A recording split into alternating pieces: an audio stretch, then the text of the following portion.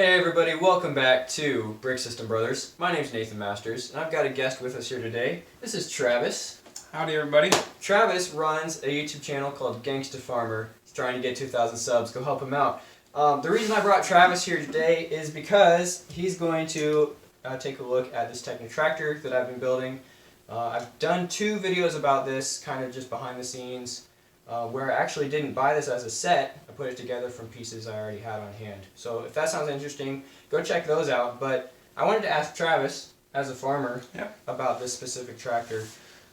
Maybe just some of the basics here, characteristic-wise. This is an older tractor.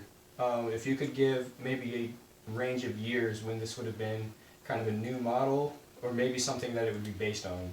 Okay. So like it's maybe a typical brand that I look at here. Other than it being red, you put shape red with Case IH. Yep. But maybe it looks like a Ford, one of those older Ford tractors. Okay. And probably looking 70s here. It doesn't have a cab on it, so a lot of the 60s, 70s, 80s era didn't have cabs. That's why those older farmers are always like, "What'd you say?" Loss of hearing. Yep. Yeah. That's interesting you say that because this set was released in 1978. Oh, nice. Right in the middle of that year. So you knew the answer. You know some stuff. Well, that's when LEGO put it out. That doesn't mean it's good. When it was a tractor. So yeah, with the red coloring, you know, maybe that was related to a brand, but more than likely, LEGO just chose it because red is kind of a bright color. It's cheerful. So another thing that I had a question about was related to the wheel sizes. Why would you say there's maybe smaller wheels up front, larger wheels in the back? Yeah, sure. So you see that on a lot of tractors. And the front, when you steer here, the wheel, the front, moves. Because that helps with the steering. And so, because that's better to have smaller. And then in the back, it's weight bearing. Mm-hmm. So it's where a lot of weight, you pull from back here is where you have an implement hooked up. And it also gives these newer tractors, this one too, visibility. Helps too from the driver's seat here. You're up higher. Up above that axle. Yeah. So on this specific Technic model, there's actually a function. If we drop this lever down, that will engage a little gear in here, and this wheel drives implement on the back. Nice. So, you know, besides the fact that it actually works, which is kind of cool, taking a look at this, what would you say this implement kind of represents? So it's got 3 things on here that are kind of spinning. I was thinking maybe a mower. Yeah, definitely a mower. Of a sort, disc bind really, if you get more specific into it. So it's used to cut hay, forages of kind to feed horses and cows and whatnot. So disc bind. So there's these yellow, probably sharp to cut. To cut forages, to cut grass. Okay. It's pretty nifty. I personally been looking to buy one, so. Well, this probably wouldn't quite get the coverage that you're looking for on your full-scale farm. That is good there. Yeah, the little lever. I think that's pretty cool, especially for a 70s LEGO set, kind of building in this functionality here. So. That's true.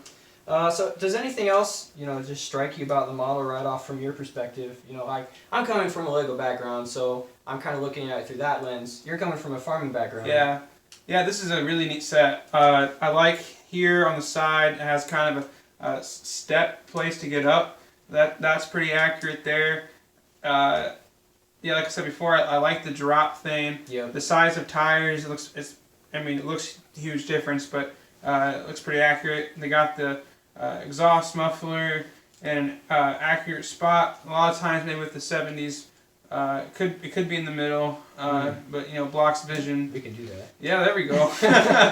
So one other thing I had a question about here was on the side, as I was building this, there's actually a little bit of variation on these plates, and it kind of creates maybe some engine detail. So on the real tractor, is there just kind of an open section like that? Yeah, so it's great that LEGO did that because on these types of tractors, there will be like belts here, the engine will be here, you can actually feel the heat coming off if you're sitting in the driver's seat. So it's a good place to work on a tractor. It makes it easier for oil filters, stuff like that, because these newer tractors today, they're not quite as easy to work on. Yeah, I mean, if we were to build an accurate model today, we could actually do a lot better, because in '78, LEGO just had these plates in bricks and kind of basic shapes, but we could actually put a lot more detail in here if we were to give this an upgrade.